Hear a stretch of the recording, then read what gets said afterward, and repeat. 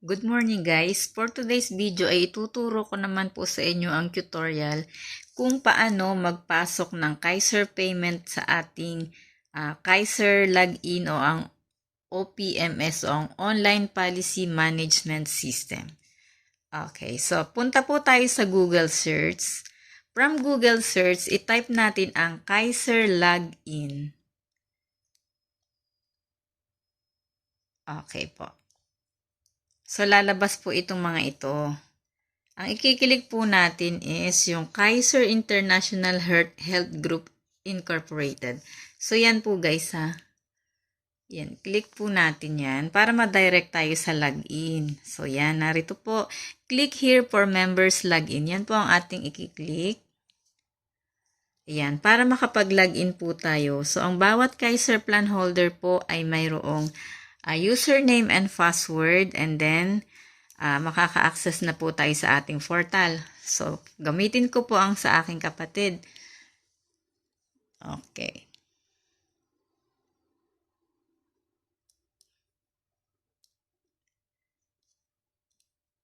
So guys, username po is usually your email address.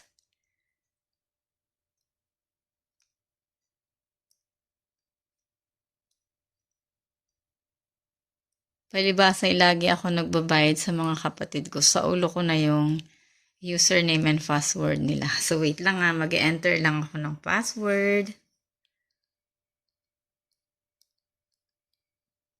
Okay. So login, try natin. Ayan na po. So guys, ito yung ating tinatawag na online policy management or ang ating dashboard sa Kaiser. So naririto po sa ang lahat.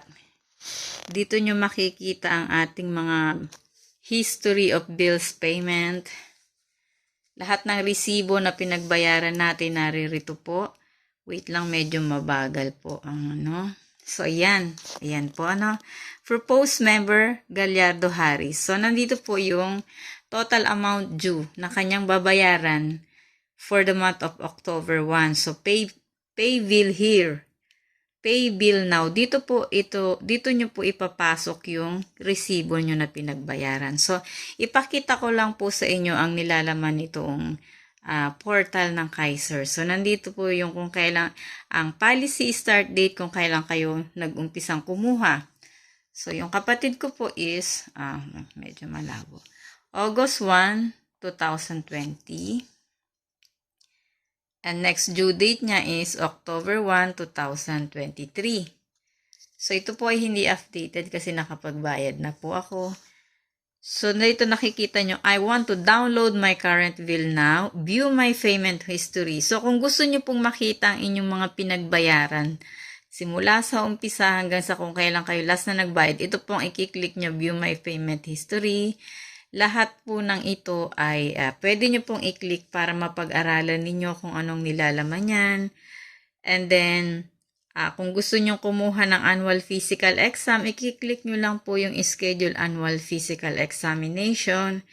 Ayan, lahat po ay nandito na, isang click nyo na lamang po kung ano man ang gusto nyong malaman. So, balik po tayo sa pagbabayad ng Kaiser. Yung hawak nyo po na resibo, dapat nakasave na po sa gadget na ginagamit nyo kung saan po, ida-direct nyo na po siyang i-upload. So, from here, i-click nyo po yung pay bill now. So, dyan po natin ipapasok ang ating resibo. Ayan, ito ay isang paraan po ng pagpapasok ng resibo sa pamamagitan ng ating portal sa Kaiser. So, ito po yung lalabas yung amount na payment mo, and then ano ba ang ginamit mong payment. So, usually mga OFW po is money remittance, o kung bank deposit, pwede rin kung nagpabayad sa Pilipinas, or katulad ko, online bank transfer ako. Pero madalas, Neuracash po yung gamit ko. Yan, Neuracash lang at saka online bank transfer ang akin. Pero sa mga client ko po and members, ang gamit nila is money remittance. So, nakadepende po yun sa inyo kung saan po kayo nagbayad. So, for example, dito po kayo sa Italia nagbayad, money remittance po. Sa mga remittance, ang i-click nyo po is money remittance.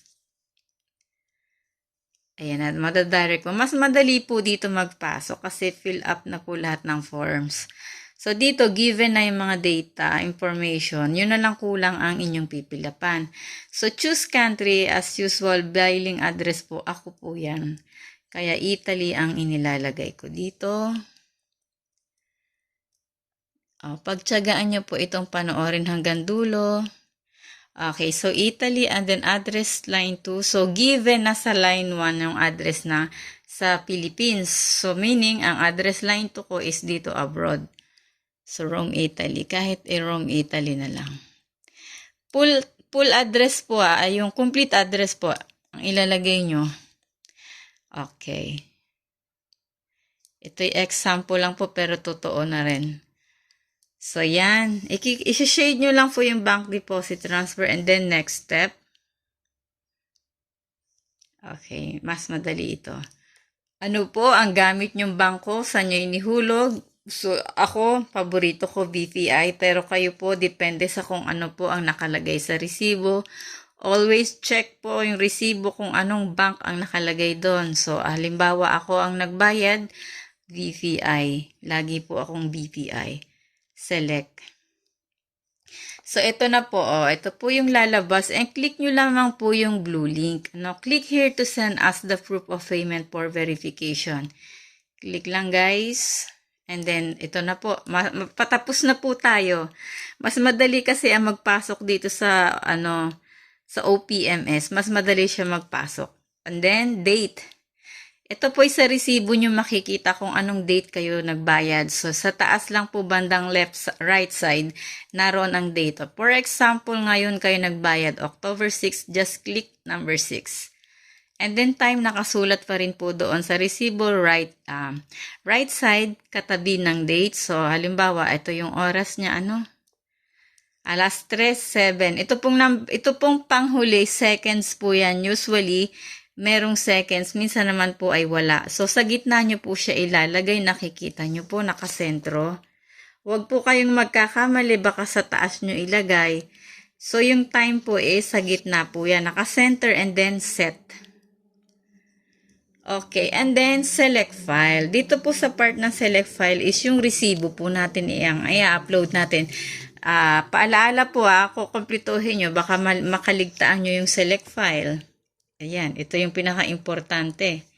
Dito po sa pag-fill up ng forms na to, kailangan tama yung information nyo. So, okay. Assuming na meron tayong resibo, na ipapasok. So, ilagay natin lang po ito. For example, ito yung si resibo, ipapasok natin. Makikita nyo naman po dito yung picture ng resibo nyo kung tama. Para hindi po kayo magkakamali, visible din naman po siya, malinaw. Ayan lang po yung nilagay ko, guys. Ayoko maglagay ng totoong resibo. So, assuming na ito yung resibo, malinaw na nakalagay dyan bago nyo i-submit. Okay, so ito po yung lalabas. Your payment is under verification. Yan, okay na po yan. Ibig sabihin, so mag-iintay na lamang po kayo ng 3 working days. Sa email nyo, papasok. So sa email kung saan po, kung anong email ang nakaregistered gamit ang online policy nyo na ito. So doon po yun. At kung sakali pong approve, okay. Kung hindi po approve, kung decline, nakalagay po yung reason, maaari po na may mali sa ating paraan ng pagpapasok.